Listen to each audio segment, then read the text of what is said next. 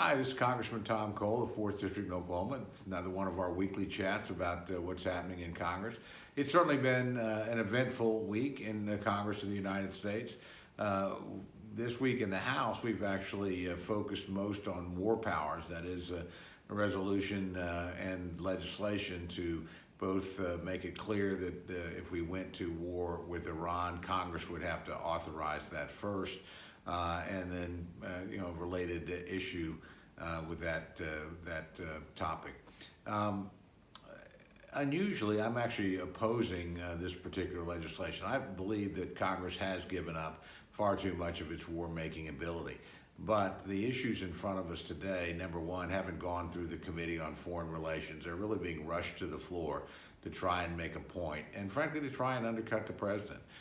Because the authors implicitly suggest, and sometimes explicitly, that the president's been reckless in the pursuit of our differences with Iran. That's just simply not the case. If you actually look at what the president's done, he's been extraordinarily careful. We've had a series of provocations by the Iranians since the president made what I think is the appropriate decision. That's to withdraw from the Iranian nuclear deal and to put additional pressure on Iran to give up acts of terrorism and to scale back on its WMD and particularly its nuclear program. In response, the Iranians, first, frankly, began by shooting at ships in the Persian Gulf and the Straits of Hormuz. The president didn't strike Iran. Instead, he encouraged other countries to join the United States and provide naval protection in that area, and so far that's been pretty successful. And next, the Iranians shot down an American drone in international airspace. Our own Pentagon urged the president to strike back at the Iranians. He thought about it and then decided not to do that. He knew that there would be casualties in Iran if he struck Iran directly, and no Americans have been killed. So while he certainly wasn't happy about losing a drone, he was very restrained in his response. The next Iranian provocation was an attack on Saudi oil facilities. Those are important to the stability of the international economy. President didn't attack Iran. Instead, he sent additional defensive capability, including some American troops, to the Saudis to help secure their airspace and their really strategic and important oil facilities. Next, we had a series of attacks against American bases in Iraq, where, frankly, we've been working indirectly with the Iranians in our joint efforts against ISIS. We, frankly, endured a series of attacks where there was no casualties. Finally, an American was killed, an American contractor. 4 service members were wounded, and following that, we had an attack or assault by Shia militias aligned with Iran against the American embassy. At that point, the president decided to strike back, and when he did, he struck decisively. The general in command of, frankly, the provocative Iranian activities, Qasem Soleimani, was illegally in Iraq. Our intelligence revealed that to us, and the president made the decision to take him out. And this is a person, Soleimani, who had been designated as a terrorist for 13 years, had killed hundreds of Americans, and literally thousands of people across the Middle East, was behind all these provocative actions aimed at the United States. I think the president did the right thing. It was measured, it was to the point, it certainly got the attention of the Iranians. And when the Iranians,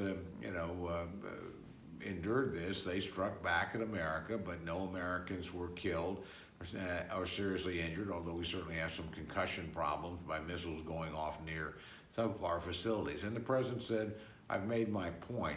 He did not strike Iran again. So if anything, this president has been very careful about committing the United States to war. And we shouldn't be doing anything right now that sends a message to the Iranians that we're divided in dealing with them, or that there's any chance that the policies that the president has introduced, particularly with respect to maximum economic pressure until they change their ways and come back to the negotiating table on the nuclear deal. We don't want to let them think that there's any lack of American resolve. So I think these are ill-timed measures designed to strike at the president. The second, and I'll consequently oppose those things. Second major item this week is something I wanted to talk about that Congress actually did a pretty good job on. We've all woken up and over the last several weeks followed the outbreak of the coronavirus, as it's called, in Japan. In China. And the Chinese have frankly been very forthcoming about this, which they haven't always been. They've clamped down and issued really very draconian travel restrictions in their own country. But we still have thousands of cases that have been identified, hundreds of people that have been killed, and obviously the virus has spread beyond beyond mainland China into countries all around the region, and frankly 5 cases so far identified in the United States. We've been able to react to all this because Congress, really beginning 5 years ago, and I was part of this, and the so-called Labor, Health and Human Services and Education Subcommittee on Appropriations, which I chaired and I'm now the top Republican on, played a central role in getting us ready. Frankly, for 5 years in a row, we've put more money in the National Institute of Health, the Center for Disease Control, and the so-called strategic stockpile of drugs and medical supplies that we need to deal with these kind of crises. And long-term, that's served us well. Moreover, beginning a couple of years ago, we established something called the Infectious Disease Rapid Response Fund. That set money back at the Center for Disease Control to let them immediately respond to outbreaks of any disease anywhere in the world that might ultimately endanger our country. They've done it twice now. The first time was with the Ebola outbreak last year. They spent about $30 million of the $50 million we'd put in the fund. That $20 million rolled over into this year. We've placed another $85 million in that fund. And so we've had the money to actually immediately respond, and that's helped contain the disease.